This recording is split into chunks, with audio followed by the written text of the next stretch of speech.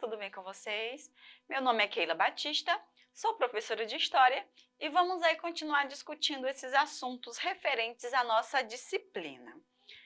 Como eu venho dizendo aí nas aulas, né, desde que nós começamos agora esse ano, esses primeiros assuntos são assuntos aí que a gente vai retomar, né, alguns conhecimentos aí que nós adquirimos na série passada e que são questões assim importantes para a gente estar revendo, tá, pessoal? E aí o nosso assunto de hoje é referente ainda à história antiga, tá? Aula passada a gente discutiu sobre a Mesopotâmia, né? As civilizações que se desenvolveram ali naquela região. E hoje a gente vai discutir sobre o Egito Antigo, né? E aí uma coisa muito interessante é que para o desenvolvimento dessa sociedade, a gente vai ter também aí a questão da natureza por conta do rio Nilo, né? Na Mesopotâmia aí a gente tinha os rios Tigres e Eufrates, né? E aqui a gente vai ter aí então o Nilo, né? Sempre a gente vai associar essa questão da natureza, né? No caso aí a enchente desses rios, né? Que vão inundar aí as margens, né? E quando eles voltarem vão deixar essas terras férteis, né? E aí por isso a gente tem aí o desenvolvimento de comunidades, né? De civilizações aí que vão utilizar essa força da natureza, tá, pessoal?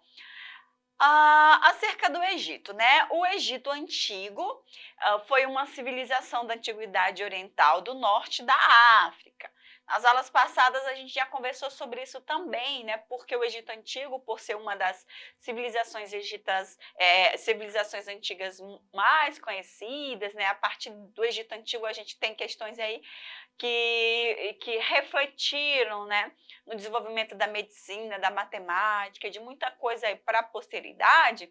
A gente, durante muito tempo, as pessoas associaram o Egito como se fosse uma questão territorial assim, um pouco dispersa do continente africano, né? E como a gente viu, o Egito Antigo faz parte, então, da África, né? Dessa África aí da parte do norte, tá, pessoal?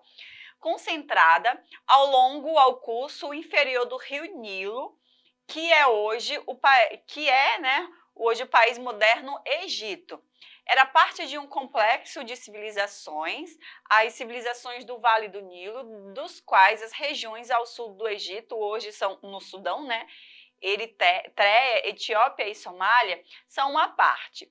Tinha como fronteira a norte o mar Mediterrâneo, a oeste o deserto da Líbia, a leste o deserto da Arábia e ao sul a primeira catarata do rio Nilo, né? Então, assim, para a gente contextualizar geograficamente aí essa localidade, né? A gente fala Antigo Egito porque o Egito ainda, né? A gente tem o Egito moderno, né? Mas as características aí a gente não tem mais aquele Egito antigo do Império, tá, pessoal?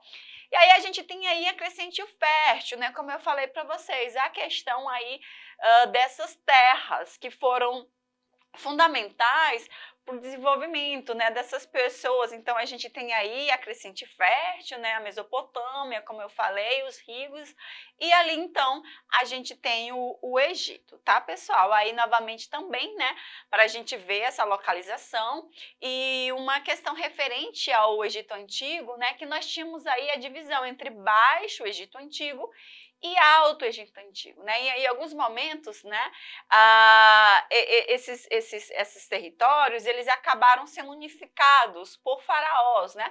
Que eram então aí o poder central dessa localidade, tá, pessoal? E aí já falando desses faraós, né?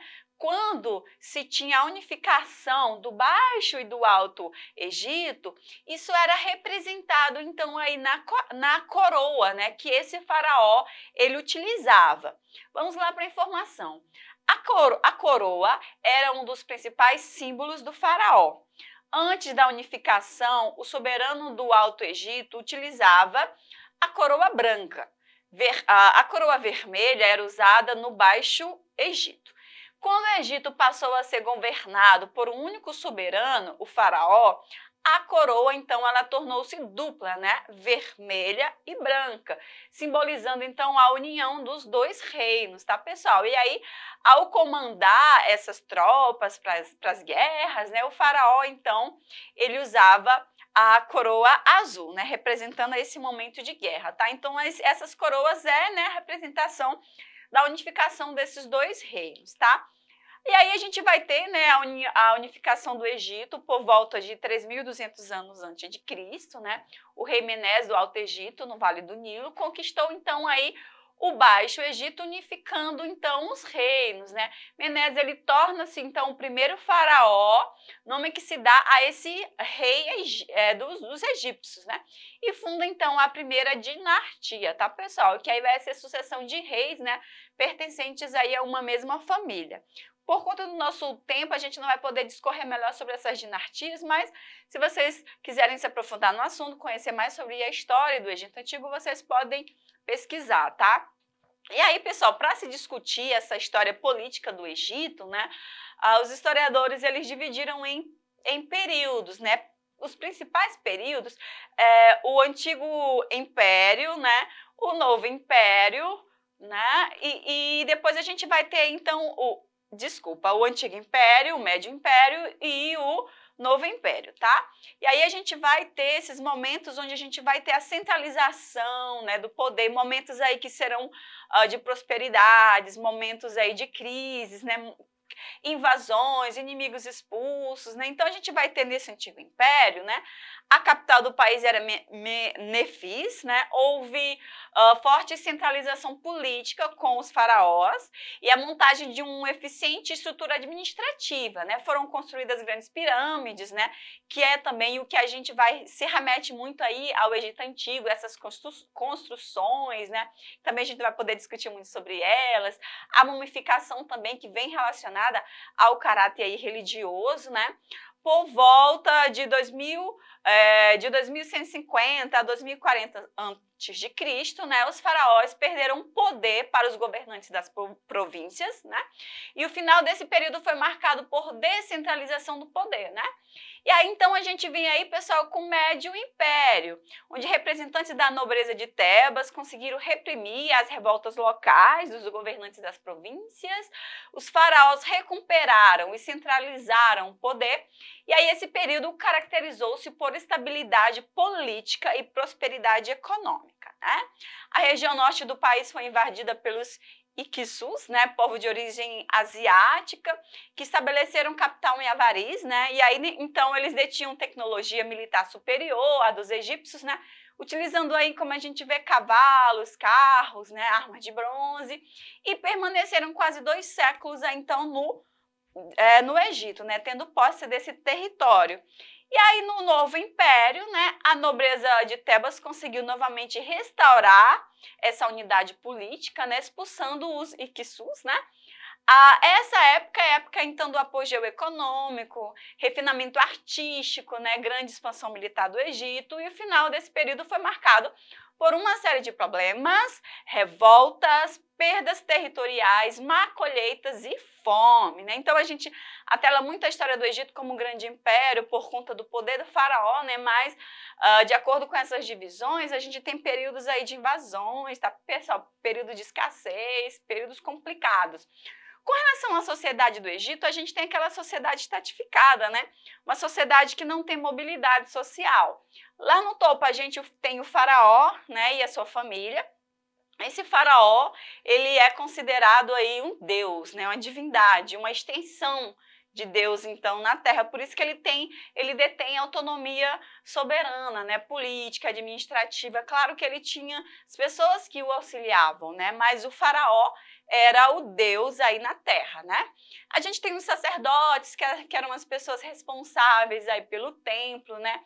A nobreza que ficava ao redor dos faraós, os escribas, né, que a gente vai, os escribas eles vão repercutir aí na escrita, né, o poderio militar, os militares, coletor de impostos, e lá na base, como a maioria das pirâmides sociais, a gente vai ter aí os camponeses e os escravos, né, a maior parte. E aí, pessoal, a gente tem aí os escravos, numa perspectiva diferente do que a gente se entende por escravidão, né? Porque esses escravos, eles poderiam casar com pessoas livres, eles poderiam ter terras, eles eram escravos por um determinado tempo, depois eles deixavam de ser, tá? Então, a gente tem aí essa sociedade que não tinha essa mobilidade social. Pessoal, e aí a gente tem, né, uma representação aí dos escribas, né, do faraó, o Deus Supremo aí, ouvindo pessoas que davam conselhos, né, para como ele fosse gerir aí todo esse território, né, utilizar esse poder. E com referência aí, fazendo referência aos escribas, a gente tem a escrita hierográfica, né, que é atrelado aí à sociedade antiga do Egito, tá, pessoal? E aí, dentro desse quesito da economia do Egito, a gente tem, né, a agricultura, a pecuária, o comércio e a servidão coletiva, né, que aí eram servidões onde essas pessoas elas construíam as pirâmides, as esfinges, esses grandes monumentos, né, uma servidão aí, esse modo de produção, ele é o modo de produção asiático, tá, pessoal? E aqui, com relação também à pecuária, à agricultura, a gente tem, né, o rio, né? Então, as pessoas dessa sociedade, eles utilizavam aí essas forças da natureza e eles interferiam também, né? Criaram diques, né? Mudavam o percurso aí dos rios para utilizar da melhor forma para a agricultura aí todo esse fator natural, tá, pessoal? E aí a gente tem a representação, né, de um desses sistemas de irrigação, que eram sistemas complexos, né? A gente tem aí esses sistemas que levavam as águas do Nilo, né, por meio de canais, né, esses diques até os campos. Os lavradores utilizavam, né, arados puxados por animais para resolver toda, né, para levar a terra aí onde ela era mais árida, né? E então a gente tem aí essas construções, tá, pessoal? Que os egípcios eles foram adaptando aí para a agricultura. Para a gente terminar essa nossa breve discussão, a gente tem um exercitando aqui para a gente discutir. Vamos lá. Na África, durante a Antiguidade, entre 3000 a.C. e 322 a.C., desenvolveu-se o primeiro império unificado historicamente conhecido, né, cuja longevidade e continuidade ainda despertam a atenção de arqueólogos e historiadores, né? Esse império, levou à humanidade códigos e compilações de leis. B, desenvolveu a escrita alfabética dominada por amplos setores da sociedade. C, retinha parcela insignificante do excedente econômico disponível. D, sustentou a crença de que o caráter divino dos reis se transmitia exclusivamente por via paterna e dependia das cheias do rio Nilo para a prática da agricultura. Bem fácil, né, pessoal? Bem tranquila essa questão. A gente tem, claro, aí a alternativa E, né? Dependia das cheias do rio Nilo para a prática, então, dessa agricultura, tá, pessoal? Ali a gente tem a questão da transmissão dos poderes divinos, né? Mas essa transmissão, ela não era só paterna, nós tivemos faraós mulheres, né? Então, a gente tem todas essas questões aí acerca dessa civilização. Pessoal, não esqueçam então de acessar a plataforma e até o nosso próximo encontro. Tchau!